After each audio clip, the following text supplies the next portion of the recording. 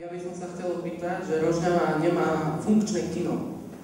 Tak či by sme mohli zavrhnúť opätovné otvorenie kina Panoráma?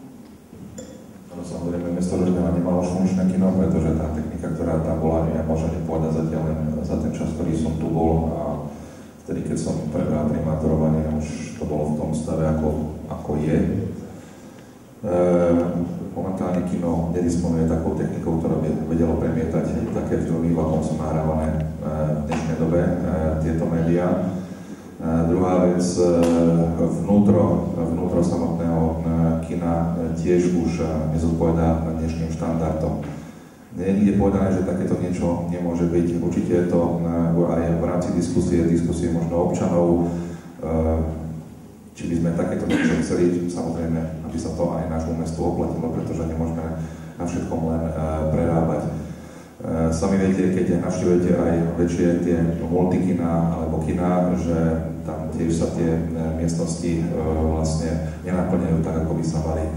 Ja nie som odborníkom na to, že aká finančná čiastka by sa musela investovať do nášho kina, ktoré je teraz tam. To by sme sa tým každopádne museli pozrieť. Možno je to myšlienkou dobrou, ale ja by som skôr sa obrátil k tej myšlienke, že vlastne teraz sa rekonštruuje osvetové stredisko, Temerské osvetové stredisko, kde podľa posledných informácií, ktoré sme získali, zvyšuje územné celku, a som sa rozprával aj s pani riaditeľkou, tak takéto niečo by mohlo vzniknúť v Rožňave. Určite bude menšie ako samotné kino, ale ja si držím palce a držíme si my všetci palce, ktorí vlastne za týmito projektmi chodia a boli nedávno v Bratislave. Pravdepodobne to vyjde, takže možno, že o nejaký necelý rok sa dočkáme aj takéhoto média, ale pravdepodobne v kine Partizán, alebo ako to bolo nazývané, v kine Panoráma, to už tam nebude, takže pravdepodobne, keď to vyjde, tak bude niečo takéto. Možno je to informácia nová pre vás, určite nová, pretože ani nemôžete skade vedieť o tomto. Digom, že kino v takej forme, aké ja som sa nebol pozrieť, nakoľko sme to chceli s jedným mojim obchodným partnerom odkúpiť za účelom výstavby krytej plavárne v budove starého kina. Máme to robný projekt, uvidíme čo s tým, ak súkromne sme to zrealizovať, snáď sa to podarí ako z pozície primátora, ale určite urobiť kino v menších priestoroch, ktoré mesto vlastní, je lepší nápad ako ožívať to v starých priestoroch. Ja by som reagoval k tomu kinu. V mojom programe sociálnej oblasti kultúry a školstvo jednoznačne tvrdím, že vytvorím podmienky pre multifunkčné využitie mestského kina, okrem plavárne samozrejme. Poviem, viete, keď sa poruší nejaký zákon, tak to kino možno aj bude. Pretože, ak som spomínal predtým ten mostík, že nechceli urobiť, tak potom porušili zákon, pretože ten mostík nakoniec robili. Takže to kino je vynikajúci nápad, tak vám poviem, aj vy ste mladá generácia, ktorá už dnes ináč pozerá na ten film, viete, aj predsa je ten vývoj techniky a kvality obrazu iný, ako my, keď sme chodili. Ale kino, niekto si predstavuje kino také, že by chcel prísť na aute a sledovať z auta. Niekto tak, že si dá popcorn a papka a takto sleduje. Aj v mojich časoch bol film Fontána pre Zuzanu a tam som pozval svoju priateľku, ktorá sa mi páčila.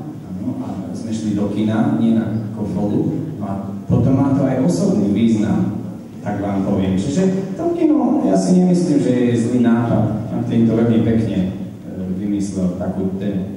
Len určite zvážiť, ako pani Gáriová povedala, či sa vôbec dá ešte tam dačo zrobiť. Nemajte sa, ale keď už som môžem spýtať, tak sa opýtam. Všetci máme malých bratov, sestry, niektorí vnúkov, a nedá mi jedna vec, že ako je možné, že osoba, ktorá dostala vlastne podmienku za pedofilstvo, že stále pracuje na mestskom úrade. Mladý kolega, mladý pán, ten človek už nepracuje na mestskom úrade, už dostal vypovedenie podľa zákona. Aby ste vedeli. My sme museli počkať na to, kým bude právoplatný rozsudok, aby ste vedeli. Mne to tiež nebolo jedno, je prezumcia neviny, hoci koho nemôžete prepustiť. My sme si okamžite vyžiadali informáciu, zo súdu prišla behom 3 dní a pán nie je zamestnancom mestského úradu. Ďakujem, toľko. Ďakujem za odpoveď. Ďakujem pekne. Bola by som rada, keby sme sa sústredili na mládež v tomto meste, neriešila iné problémy. Nejakú inú otázku by som zaprosila. Chystáte vytvoriť nové pracovné príležitosti pre mladých? Otázka nie na 5 minút. Prečo odchodov mladých ľudí z Rožňova je to, že neriadujú svoje uplatnenie v meste Rožňova. To je jednoznačná odpoveď na to. To znamená, vzhľadom k svojmu vzdelaniu a dosiahnutým výsledkom nenájdu miestnenie. Je super, že Rožňava nie je tak vzdialená od Košíc alebo od iných miest, kde teda je celkom ešte dopyt po mladých ľuďoch. Takže odpoveď na túto časť otázky, že teda prečo sa jednoznačne nie je to príležitosť. Ako z toho vonku? Všetci sa tu bavíme o rôznych iných veciach, ale v skutočnosti sa nevenujeme páčeným otázkam tohto mesta. Čo je teda jednoznačne zamestnanosť. Mesto Rožňava patrí k mestám s najvyššou nezamestnanosťou.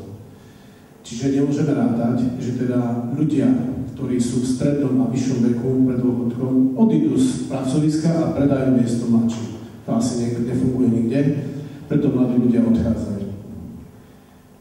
Bohužiaľ odchádzajú nielenže v tomto štáte sú, ale odchádzajú úplne z tohto územia. Čiže, ako som si dal otázku, ako z toho vonku vytvoriť pracovné miesta a veci riešiť tak, ako majú byť. Zatvárajú sa škôlky a tak ďalej. Skôr sa znižuje počet obyvateľov, proste tá Rožňava je nejaký spôsob na ústupe. Ústupe teda počtom ľudí a možností. Všetci ľudia, ktorí tu pracujú, sú teda učitelia, majitelia rôznych firiem, obchodníci a tak ďalej. Celá tá prejada. Veľmi málo firiem je tu, ktoré vyrába niečo.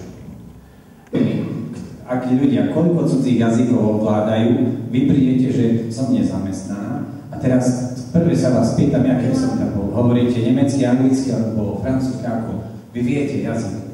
A hneď si viete robiť firmu tu, pokiaľ vám pomôže úrad práce. Ale úrad práce vám nepomôže. V meste vám pomôže, niekto nepomôže.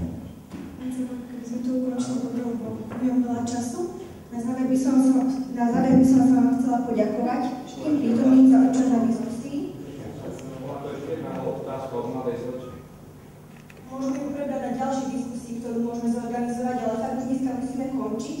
My by som vám všetkým chcela poďakovať za účasť na diskusii.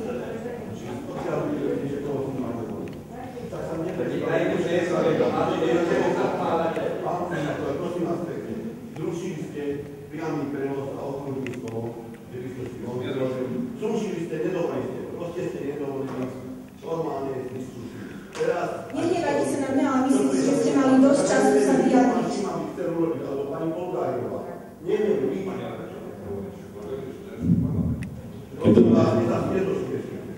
Keď dovolíte, ja sa zase spýtame, bolo by možné túto debatu viesť do priestor naďalej, že by sme si vyplatili bez prítomnosti kamer? Je to možné? Je to možné, pán primátor.